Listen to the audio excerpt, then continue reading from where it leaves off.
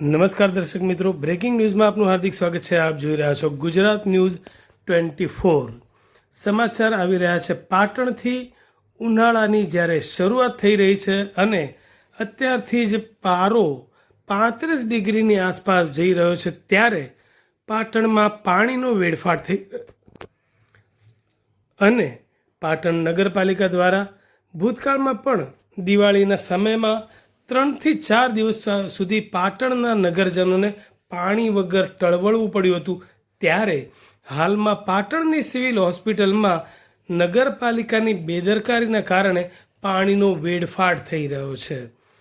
Patan civil hospital કેમ્પસમાં આવેલ સરકારી આયુર્વેદિક હોસ્પિટલ પાસે કેટલાક દિવસથી પાણીની પાઇપ તૂટી જતા હજારો લીટર પાણી વેડફાઈ રહ્યું છે.